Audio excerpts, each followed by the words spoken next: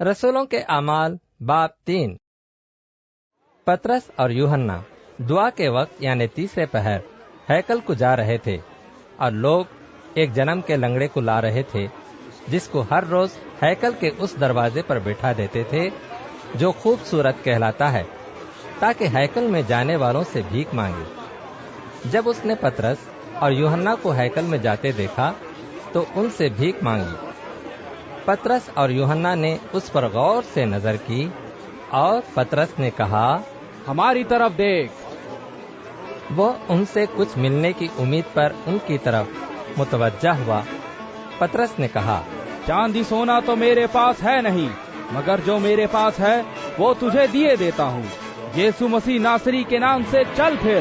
اور اس کا دہنا ہاتھ پکڑ کر اس کو اٹھایا، اور اسی دم اس کے پاؤں اور ٹخنے مضبوط ہو گئے، اور وہ کود کر کھڑا ہو گیا اور چلنے پھرنے لگا، اور چلتا اور کودتا اور خدا کی حمد کرتا ہوا ان کے ساتھ ہیکل میں گیا۔ اور سب لوگوں نے اسے چلتے پھرتے اور خدا کی حمد کرتے دیکھ کر اس کو پہچانا کہ یہ وہی ہے جو ہیکل کے خوبصورت دروازے پر بیٹھا بھیک مانگا کرتا تھا۔ اور اس ماجرے سے جو اس پر واقع ہوا تھا بہت دنگ اور حیران ہوئے۔ جب وہ پطرس اور یوحنا کو پکڑے ہوئے تھا تو سب لوگ بہت حیران ہو کر اس برآمدے کی طرف جو سلیمان کا کہلاتا ہے ان کے پاس دوڑے آئے۔ پطرس نے یہ دیکھ کر لوگوں سے کہا، اے اسرائیلیوں، اس پر تم کیوں تعجب کرتے ہو اور ہمیں کیوں اس طرح دیکھ رہے ہو کہ گویا ہم نے اپنی قدرت یا دینداری سے اس شخص کو چلتا پھرتا کر دیا؟ ابراہم اور اسحاق اور یعقوب کے خدا یعنی ہمارے باپ دادا کے خدا نے اپنے خادم یسوع کو جلال دیا، جسے تم نے پکڑوا دیا، اور جب پلاطوس نے اس کو چھوڑ دینے کا قصد کیا تو تم نے اس کے سامنے اس کا انکار کیا۔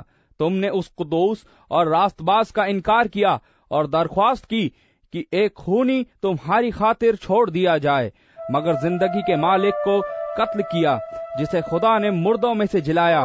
اس کے ہم گواہ ہیں۔ اسی کے نام نے اس ایمان کے وسیلے سے جو اس کے نام پر ہے اس شخص کو مضبوط کیا، جسے تم دیکھتے اور جانتے ہو۔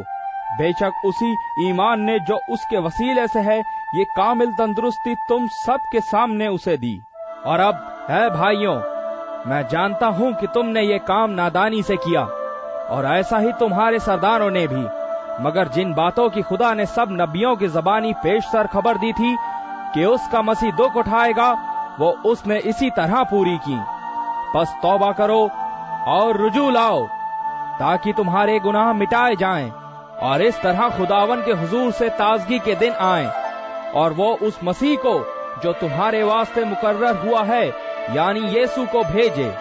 ضرور ہے کہ وہ آسمان میں اس وقت تک رہے جب تک کہ وہ سب چیزیں بحال نہ کی جائیں جن کا ذکر خدا نے اپنے پاک نبیوں کی زبانی کیا ہے، جو دنیا کے شروع سے ہوتے آئے ہیں۔